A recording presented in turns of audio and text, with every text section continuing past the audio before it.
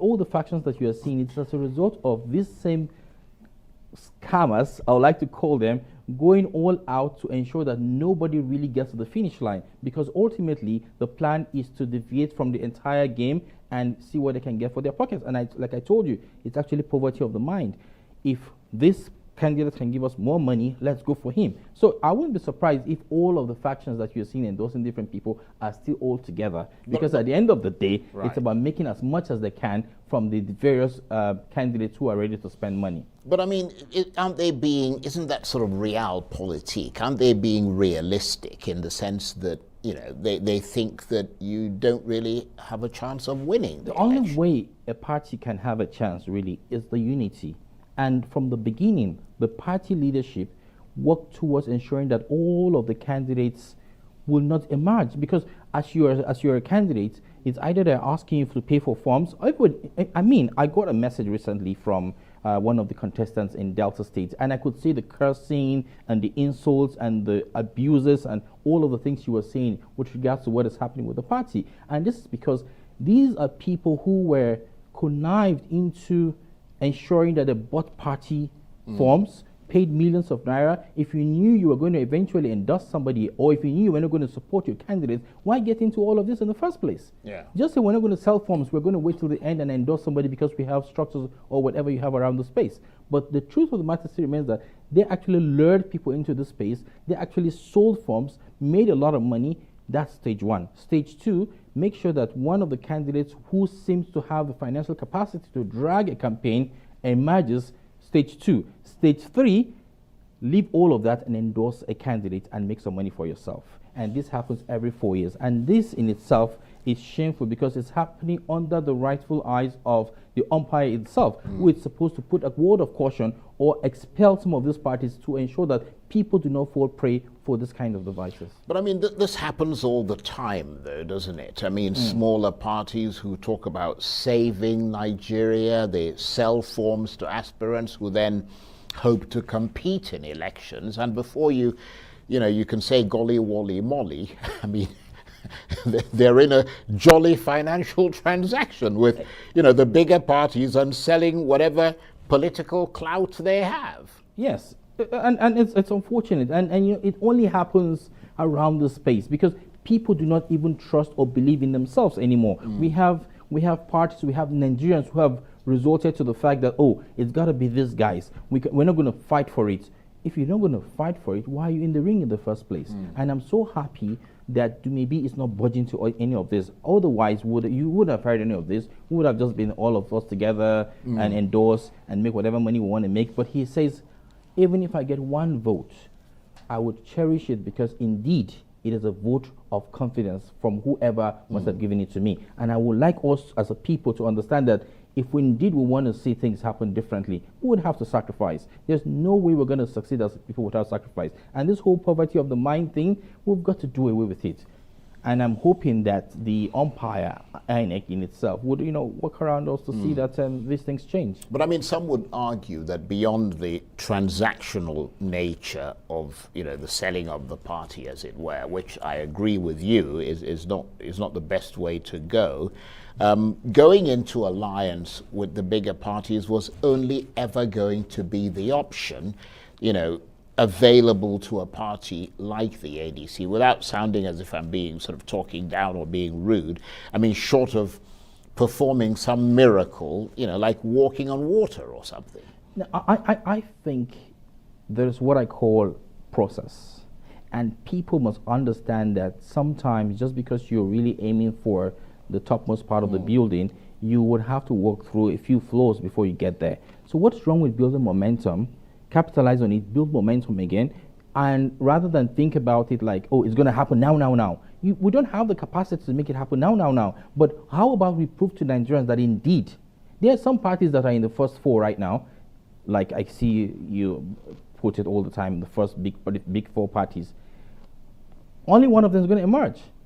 Two of them are relatively new, and we know they're not going to win. However, Well, you don't know that. Well, I just saw something very interesting, and it's actually the list of agents are the different polling units. The two big ones have all the agents, which is about 176,000 plus across all the polling units, and the others have 41,000, the other have 22,000. This is a clear. Yeah, but that's not what they say, though. I mean, they claim, the Labour Party, for example, claims that it's got... This is from INEC. Right. This It is says the it's list got INEC them has. all over the, and they all have over up the to tomorrow place. evening to see if they can fill up the spaces. Right. Bottom line to remains that, would you say these two lower parties haven't done well? They have done well. But again, it is a process. When they come tomorrow, we're not going to say, who are you again? We're going to say, oh, welcome back. Let's see how we can build and Right. go further. That is the process I'm talking about. So if Nwosu and his cohorts believe that times like that will never come, then they're not necessary. They can't be part of the process. So what will now become of your candidacy and that of your principal, Dumebi Kachukwu? Because, I mean, it's been fundamentally undermined, has it not? It has been undermined, and that is not to say that we still do not have a lot of people who are still rooting for us, a lot of people who believe in us. And do not forget, there are a lot of candidates that this whole thing has affected as well. There are candidates, senatorial candidates, gubernatorial candidates, who all of these shenanigans have actually affected their psyche, their mentality, and they're wondering, why is this happening to us? We paid for forms, we really wanted to run. Who consulted us before going to endorse any party? These people are still going to contest. They have supporters, and those supporters are, by extension, our Well, supporters. to be fair, some of the people who gave their support to the other parties are also people who purchased nomination. I mean, they purchased the forms. The governor's group, you know, they did. Yeah, and that's the funniest thing about all of this. Okay, I'm contesting and I'm saying, oh, I'm supporting another party, but still vote for me. It doesn't make any sense. Because I still got messages from certain people in the party who say, oh, we've endorsed another party, but I still want you to look properly on the ballot because I still belong to ADC. And I said, this doesn't make any sense. Because ADC have got other candidates in that space who they will have to support. We've got about 60 seconds. Given all this and your observations of the current Nigerian political scene, who do you see emerging as the likely winner of this presidential election? First of all, let me say there's nothing wrong with alliances. There's nothing wrong with affiliations. It's politics. This is what happens, yeah? I've actually endorsed somebody before in my past political history. Yes, I do remember that. Yes. And I did it not because I was hungry. I'm actually better off today than I was then. And that's because we all need to have day jobs and understand that this whole political space should be part-time. It should be something we do for nation building while we do whatever we do as our day job. And this is where the critical problem is. But with regards to the election as it's drawing closer, I still think the two big ones are still ahead. But one fundamental thing that makes me tilt away from some of these candidates is because I have seen clearly how some of these candidates have used two of the major things I stand against, religion and ethnicity, to campaign, to make as the bedrock of their campaigns, churches and mosque.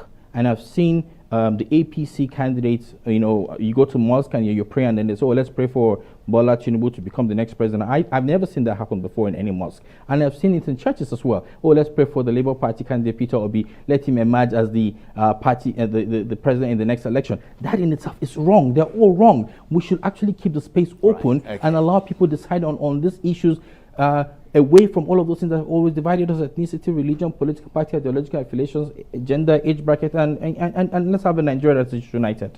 Good advice. Ahmed, thank you very much indeed. Ahmed Buhari is the vice presidential candidate of the African Democratic Congress.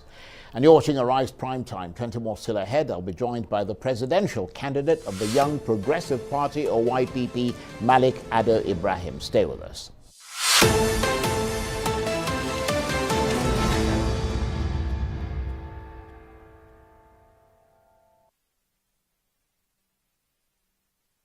Here's a card we no go give you stress at all.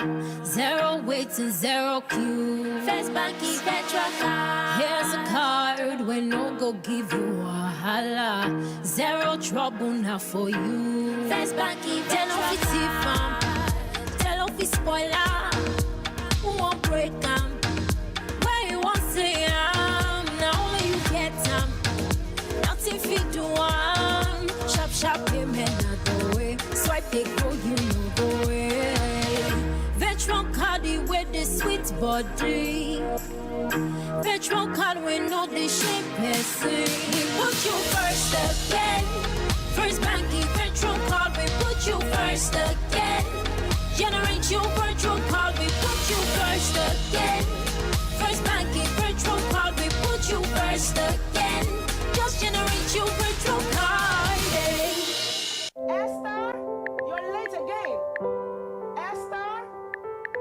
She's a wonder, a light in the darkness.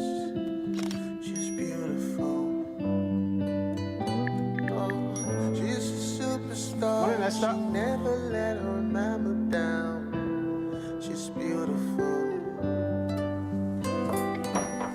She know the fear. She know they ever carry hand for them. No phones at the table, please. Esther.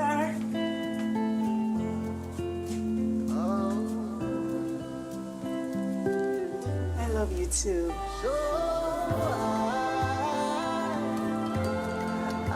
Got everything? Don't forget I'll pick you at 4.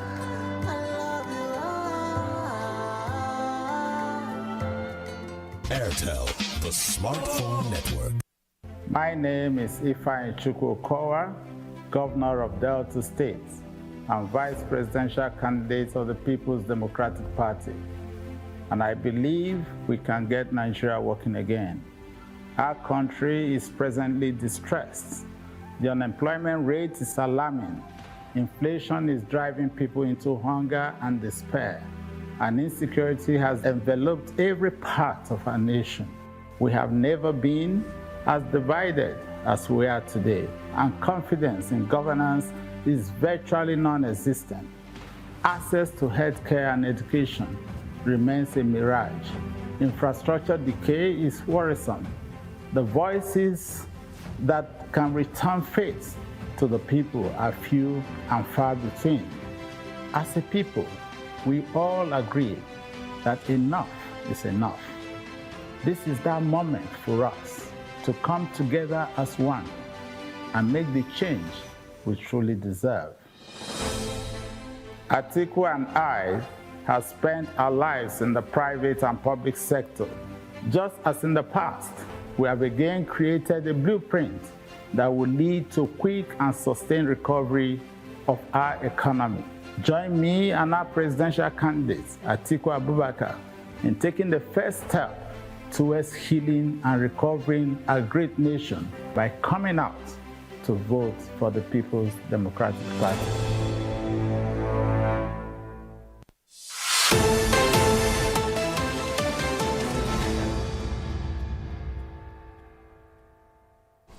Welcome back to Arise Prime Time, where we offer perspectives on the news and talking points of the day. I'm Charles Eniegolu.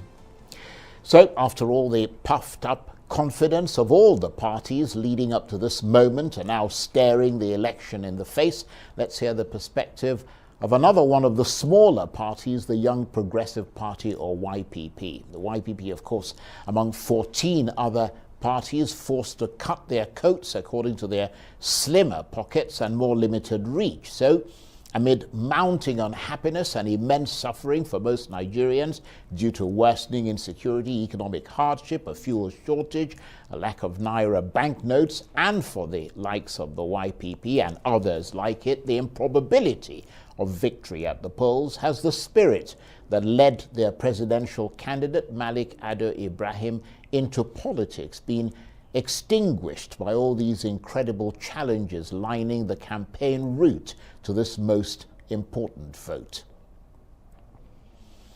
Well, for his perspective on the current state of affairs, I'm joined now in the studio by Prince Malik Ado Ibrahim, presidential candidate of the Young Progressive Party. Lovely to see you again. Thank you, Charles. You entered the presidential race believing, if I remember correctly, that Nigeria's political trajectory desperately needed what you called a paradigm shift. You wanted the old guard retired, and you hit out at them at every opportunity. You've been doing that now before and since you emerged as the YPP's presidential candidate. Have you been able to effect that paradigm shift? Has the needle moved in your assessment? Moving the needle, unfortunately, has been thwarted by so many different dynamics that you have to question, are we living in a democracy? Do they really want did they really want elections at the beginning? It seems that was an anointment about to happen. We were looking for Moses to lead us out of the promised land, and we unfortunately got Pharaoh, putting his stamp on things. And yeah, but interestingly, Moses wasn't elected either. No, he wasn't. But the problem is the pharaohs, those that own Nigeria, have decided that it's not going to happen the way a true democracy should happen. And yes, maybe a little bit naive, thinking that things would change. But if anything, it has really emboldened me to say, watch out for what's going to happen in a few days' time, because it's not going to be business as usual from this political era onwards. The daggers are definitely coming out, and we're going to see real politics, because I just don't see how this is going to be a smooth transition. But what did you actually set out to achieve on the platform of the YPP? Did you set out to win the presidency, which some would say was an impossible task from the very start? Not that you don't have the potential, but you don't have the platform. I mean, or did you set out just to be heard? No, you see, the problem is that we've got these two political juggernauts that seem to be emboldened every election cycle, that they are the anointed ones. And there's no fresh ideas. Everything is still stagnant. Everything's still slow. The amount of craziness we have seen in the last 6 months alone is enough to put anybody off wanting to be part of this, because it's not politics. I joined YPP because I believe that, and I still believe that this party has a lot to offer the young people of this country. We've been deceived by money politics, which we're still experiencing here at a completely different level. Money politics has changed from what they know to what we know now. It's a recoloring of money politics. And we haven't recovered from the shakes of 2019, when another earthquake, a tsunami of doubt, and just lack of comfort in the Nigerian polity, that people don't believe in the Nigeria that was promised to us. And I believe my party is going to be one of the parties that will change that into the future. I wasn't naive thinking that I was going to win this. I've always said that there was not an issue about that. But we need to build structures. We need to build political parties that have meaning, and they have they stand for something. Right now, they don't. But would your chances of liberating Nigeria from that old scourge of, the scourge of the old politics, would it have been better if all the smaller parties, because these are really very small parties, let's face it. Would it have been better if they all sort of came together under the leadership of the likes of yourself, or Sowore, Al-Mustafa, Abiola, etc., came together and united to form one party? I think because of what I've just said, the fact that the parties need to have something they stand for. We all have different ideas of what Nigeria should be, and we should. But when your political party does not stand for anything, like the Labour Party or the Conservative Party or the Republicans or Democrats, it's seen as a platform. I'm trying to fight a battle that I think is possible, but it's a steep slope to climb. But the ideology that is needed in a political party needs to be formed and formative, so people can join. Don't join because you like the person or you think you're going to get money out of it. But we're seeing the worst of politics, so the African version of politics, where people say they're removing their structures and falling into another party because they didn't mean anything. Parties being divided for monetary terms. And I think this last issue of the Naira has really shown the deep divide and dysfunctionality of the Nigerian Well, political I was coming to that next, because that's a topical issue, and I wonder how you think that might influence the election at the weekend, starting with that Naira redesign policy. What do you make of it all? Well, if I look at this from a business point of view first, before a political point of view, what a disaster. Ill-planned, badly executed. It was coined at a punitive measure to a particular person, as far as we're concerned. In order to hit out at one person, you hit out at the masses. That's not governance. That's not empathy. That's not leadership. That's cowardness. Because if you have intelligence and somebody's hoarding money, and you want to go after that person, you have the might and the power of the Federal Republic of Nigeria to go after that person. Show some guts. But those that are defenseless are now dealing with this issue. Yeah, but in the light of what you're saying, Yes. And what you're implying, Yes. in terms of the political impact of that policy, do you agree with those who say that it appears to have hurt the ruling APC party the most, given that it's led to real internecine trench warfare, where the APC that came up with the policy is attacking itself over the policy? The palace coup happened a long time ago. I think people thought that maybe the president was a dullard and realized that really he's a coup plotter in the true sense of the word. We showed it in '84, he's showing it now. I kind of appreciate it in a kind of a bizarre way, because I think that it's put the real ruffians, and it shows who they are. How can you disrespect the office of the Federal Republic, the President of the Federal Republic of Nigeria, within your own party, when the Constitution doesn't even allow you to have a separate thought on the federal issues like money, and in your own party you're having this fight? How can you sue your own party at the Supreme Court, when the Supreme Court really has nothing to do jurisdictionally on money policy? You're going to get nowhere fast, and the people have suffered. They should have kept this in-house. But the division helps maybe one other party. So you almost have to think, was there really a reason for this? And at this late hour, we're going to sit down and say, oh, well, you can have your money back, but you can't spend it. Look, the people have suffered. Enough is enough. Yeah, we've got to get past this. What about the possibility or the probability that it doesn't actually favor or punish any party, that it creates a level playing field? Because the impression that most Nigerians have is that whether it's the APC or the PDP or whoever, they all use money to try to influence the election. So when that money is not there, it's not going to favor the PDP, nor is it going to favor the APC. It's a level playing field, no doubt about it. If everybody is conscripted to the same policy, yes. But there are 200 million people in this country plus.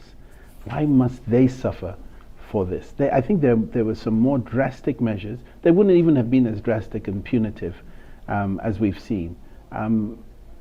I just don't see who sat down and said, "Oh, this is a great idea. Let's go out and punish a few Nigerians." Has it hurt your campaign? It's hurt every political party. Right. Because look, when you plan something like this and you force it down our necks, it's not about carrying physical money.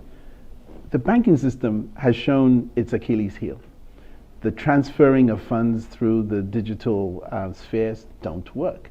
If somebody sort of thought of a Western idea and said, "Look, we can do this and digital money and we'll go cashless," the infrastructure is not there for it to happen. You planned badly, you didn't execute, no dry runs.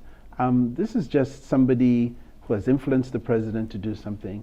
And I think with all, in fairness, I'm not in his head, but I would think that yes, the level playing field was a good idea, but the execution was just punitive and horrible. Right, well, let's move away from that. We've got a few minutes left. Looking at your antecedent career, I mean, you could be said to be a global brand, a successful technocrat. I mean, you were the first black man to invest in the Formula One motor racing championship. You've been at the UN. You've played a significant part in bringing renewable energy to Nigeria. All challenges that you've been able to conquer. Would you say that this latest one, your ambition to lead Nigeria, your political ambition, has conquered you? No, because I've just paid school fees. That's the way I'm looking at this. I've learned the system from the system, and I'm not naive next time. I think I will bring a lot of people along in 2027 and in 2023, because I think what we need to really understand is the people have the power, and people are a little bit shy and we're not brave. We're not taking those brave steps. We believe that the power of the people is in that presidency, and the power of the people is in each voter. And not I want to go on a crusade, but I certainly want young Nigerians, or the younger generation, the 18-year-olds that are going to be 4 years older by the next electoral cycle, will learn from what's about to happen, because this is a watershed moment. This is an educative moment in the Nigerian and in the African state of mind, because this is going to be a monumental failure no matter what happens. I just don't see any way out of this, but it's a learning episode. We should all pay attention what not to do. And I believe that political parties at this point in time, after this, need to definitely come together. I think the coming together is now, not pre this election, and try to form a third rail or a more significant party to play with that does not have the usual suspects. We don't need that. Some would say that you've already got that party. I mean, that there is a third force. And you could either suggest that that's the NNPP, or you could suggest that that's the Labour Party. But I was going to ask you this. Looking at the front-runner candidates, are there any that you would come out in support of? Which one then would you be prepared to go into alliance with? Which one would you be prepared to serve in his government? And who you think best personifies this third way or new way in Nigerian politics that you yourself set out to create? Well, I'll just go back to one thing. The other two parties are definitely part of the old system. There's nothing new there. We've seen them all before. Yes, it's nice that you've come out of the shadows, but you don't have the structures, you don't have the feeling to move people. There's only one particular party that I would pay attention to. That's the Nigerian people. I don't see anything that I would have to sell myself for, or looking for money for something. I want to serve the people of this country. And that's why I'm sitting in YPP. I believe that I will sit here, I will develop. I don't know what the Almighty has in store for me, but joining and collapsing, all those things you're retreating. And that's why I don't think I've lost anything. In fact, I've gained, I've been educated. This country is amazing. It gives you opportunity, and it can take it away in the blink of an eye. And that's usually because a person does it, not because of who you are, but because people don't like you. That PhD, pull him down, pull her down. We have a learning moment as a country. We must learn about our economy. We must learn about our rights. Our rights are being thrashed, and we're not doing anything about it. Nigerians are some of the most loving people on this planet. We don't fight about anything. God will fix it. But in order for God to fix it, we've got to help ourselves, and so He can help us. So I just pray that there's no violence. I pray that people will use their minds when they go out to vote. We have one country, and we have to protect it at all costs. But more importantly, the young people should learn from this moment. We are seeing kind of dictatorial acts, egotistical acts, self-righteous acts. You're a governor, you're a president, you've got an 8-year term.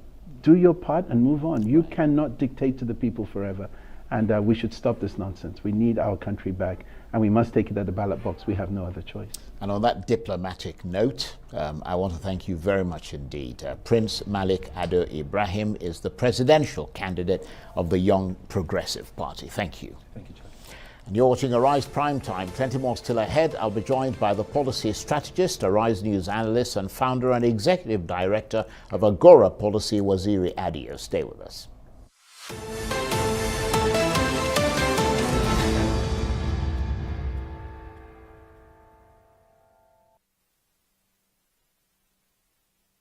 Every day, life presents hopes, dreams, and challenges. Challenges that can become successes with a little help. Because a little help can empower you to go from despair to celebration. A little help can keep you going until the race is won.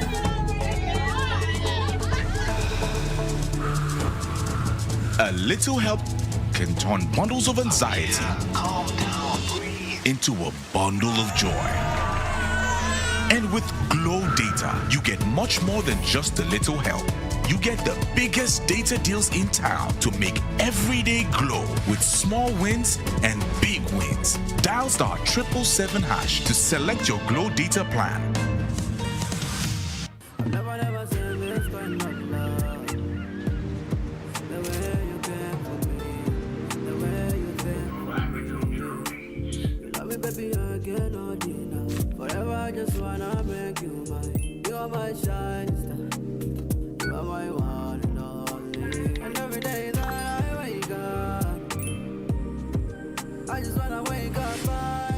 receive money across 30 countries with Send. Do it now.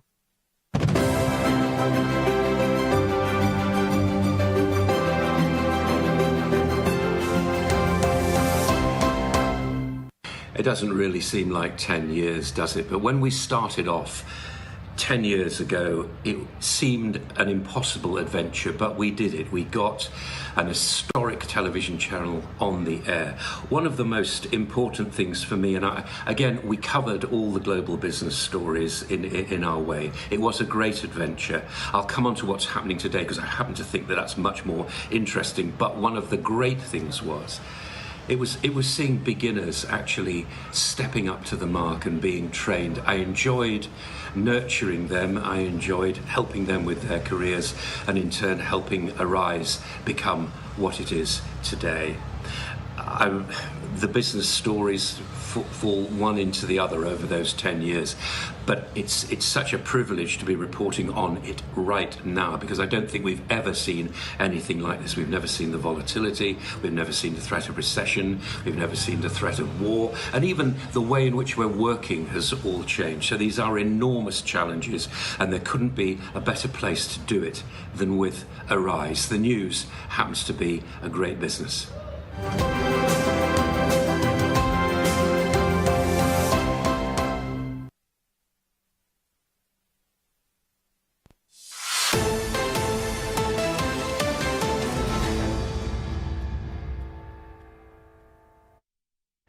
Welcome back to Arise Prime Time. I'm Charles Anyegolu.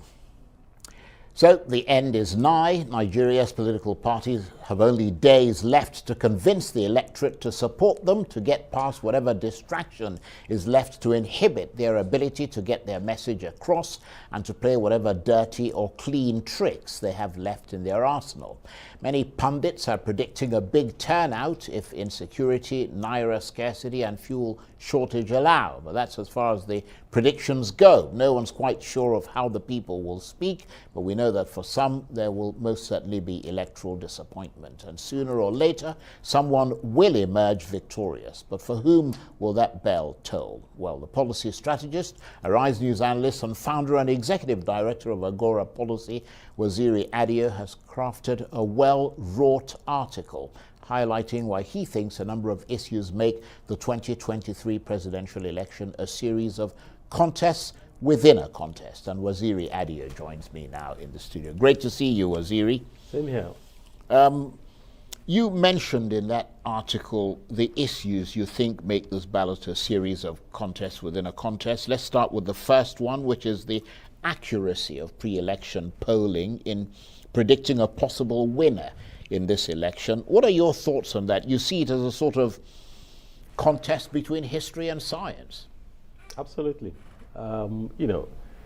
First, let me say that because we've had a very long campaign period, because also there's a lot of interest and there's a lot at stake. We've had so many polls in this election. In fact, this electioneering period could pass for the most polled ever in our history, and it's understandable for the reasons I've stated. So most of the polls, if you look at them, you can say, they are predicting that a particular candidate will win, right? Some of them will say it will win outrightly, so maybe we don't even need to go to the polls, since we know the result.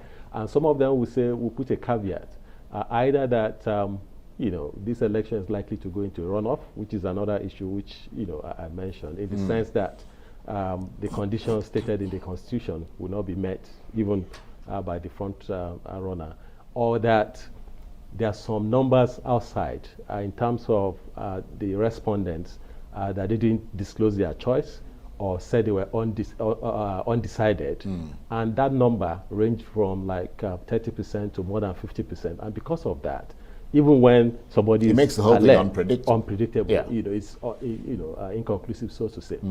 So, but when these polls come out, there's usually a contestation about whether the polls should be taken as gospel truth or whether they don't make sense. And that's why I say it's a contest between science and history.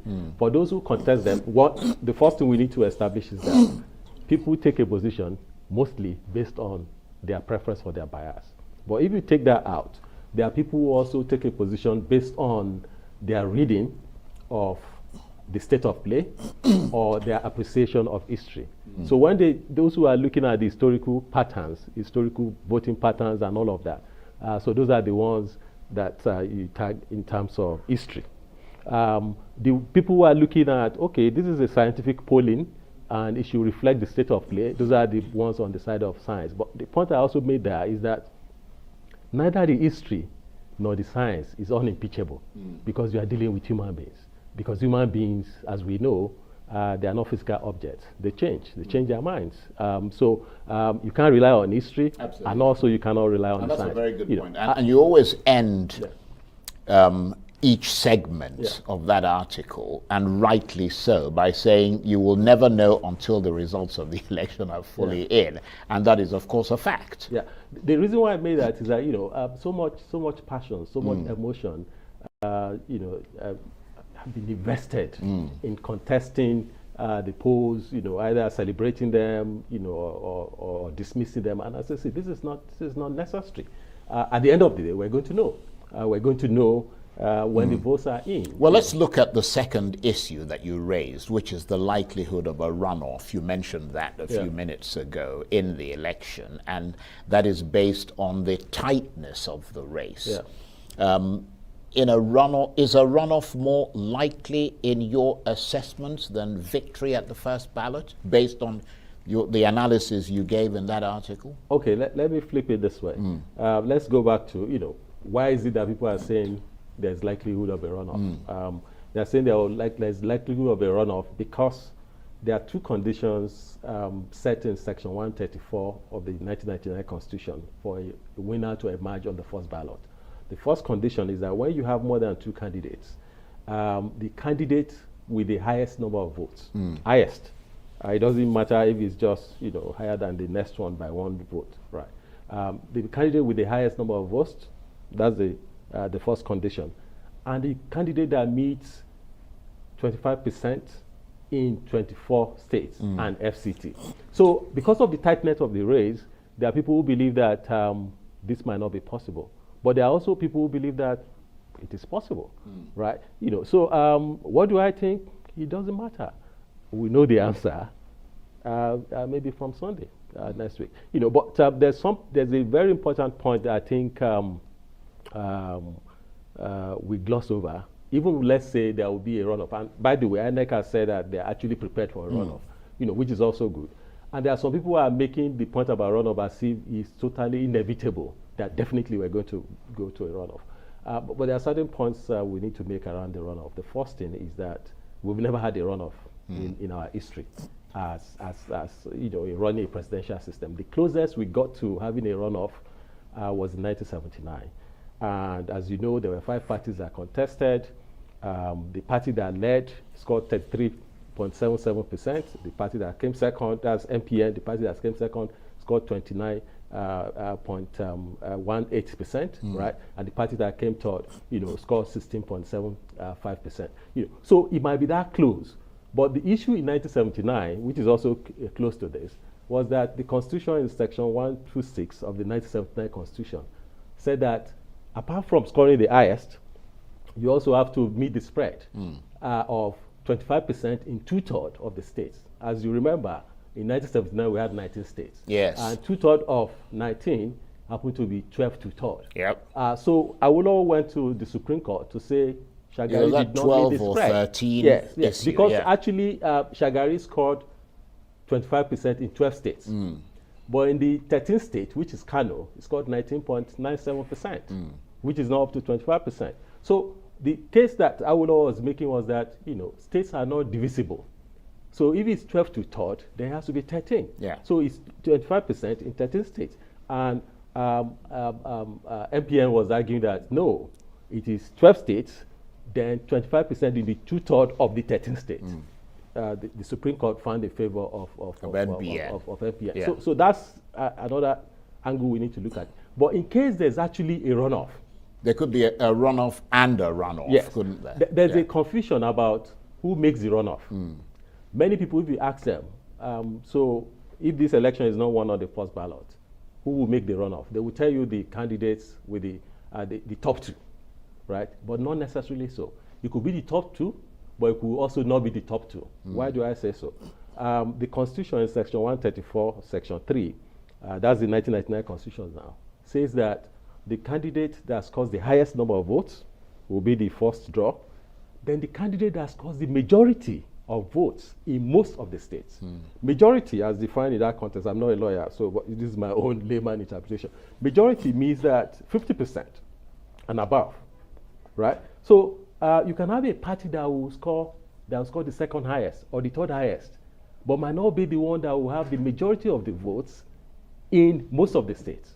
Let me give you an example. You can have a party that scored the second highest, right? But a party that scored the second, the third, or the fourth might actually have 50% in more states than, So this is something I think INEC needs to educate people about, so that when we get to that runoff, there won't be this cry about, it's Ojoro and all of that. Because that's another thing that could get mired in confusion. Yes, and this is something that can trigger people. The other thing is that when you have a runoff, the first runoff, it doesn't mean that whoever scores the higher of the two will then become automatically the winner. We can actually have a third ballot, in the sense that if you still have to meet two conditions in the second ballot, you have to score 50% plus, right? Then you also have to still meet the spread requirement. If that is not met, then there will be a third ballot. It's at that point that you now go to simple majority. Yes, yes. So it's very important that we should prepare for that's a very important point to make. Now let's look briefly at the third issue you raised in that article, and which you believe will be tested in this election. And that's the contest between the old and the new, or as you put it, between the traditional and the revolutionary paths to electoral victory. Flesh that out for us. Okay, fantastic. The traditional way of winning presidential power in Nigeria is that you rely on structure, on parties that have the spread. Don't forget that it's not just the highest number of votes that you need. You also need to have the spread. So in most instances, in all instances, in our history, even when you go back to 1979, Shagari won, not just because he won it. By the way, in 1979, there were three parties from the north. Shagari was able to win because he went beyond winning in the north to winning in the present south-south. Right. So you need to have that spread. You need to have that structure. So that's the traditional part. The revolutionary part is that no, you don't need to have the party that is in power, that has the power at the federal level, at the state level, at the local government level, even to the world level. Right. You can actually do it with an individual. Right. If you have the right individual that resonates with people. So you don't have to be beholden to that structure. You can actually have a structureless system, but that rotates or that revolves around a person, right? So well, there are some parties will be happy to hear you. Yes, and now with what is happening with Mr. Peter Obi, because you can actually say Labour Party is structureless. In 2019, the candidate of Labour Party scored only 5,000 votes. Right. So that party to have thrown up somebody that has galvanized, so much of the society, is popular in at least two zones. He has the support of the youth and all of that. So that's also a contest. But would that be enough? Some people believe it will be. Some people believe it will not. That's also one of the questions that will be settled. But there's also a wrinkle which I would like to leave here, is that because sometimes when you see something. This is also the benefit of history. We also need to look, is this completely new, or have we seen something like this before? There's somebody who is, by the way, not contesting that because it's time bad, but when he joined the race in 2003, he was like a hurricane, right? In 2003, 2007, 2011, Buhari was permanently carrying 12 million votes in his breast pocket, right? But he didn't have the spread. Yeah, but he didn't have the spread. And the 12 million votes, fanatical, chaotic followers, but they were restricted to the northwest and to the northeast. Right? The only time, and don't also forget that in 2011, he ran on the platform of a completely new party, CPC, formed around him, but it wasn't enough. The only time that was enough for him was when he formed an alliance with people from the other side of the country. Yeah, but and they were which of able the to- parties do you think? Because it sounds a lot like the sort of thing we're seeing with the NNPP, isn't it? I mean, it doesn't have 12 million votes, probably not, but it has a very fanatical concentration of people who support it in the north. I will actually think that the person that you can compare to a Buhari now is Mr. Peter Obi, right? In the sense that in the southeast, for obvious reasons. Yeah, but they will And argue also- that they and have also- that they have a spread across the country. I mean, that's one of the things that we tested. Whether that spread goes beyond the south and the southeast. Well, yeah, obviously that will be tested at the election. Whether, so, Yeah. but the thing is that this is a very. The point I'm trying to make is that there are so many contests within a contest, Right.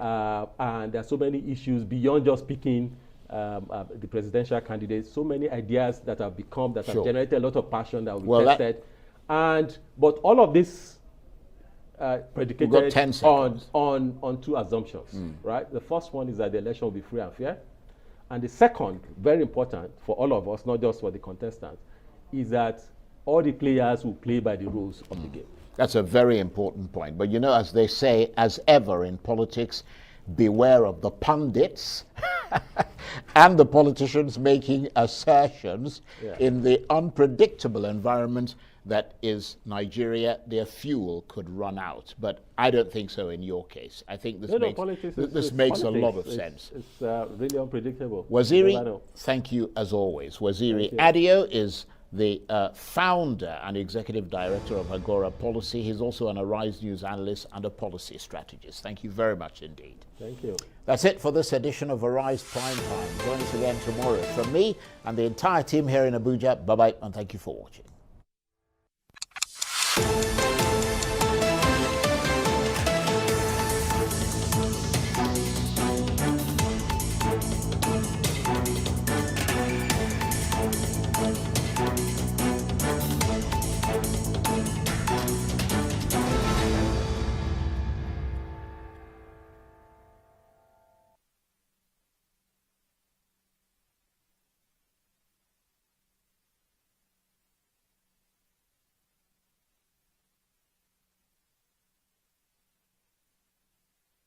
Thank you.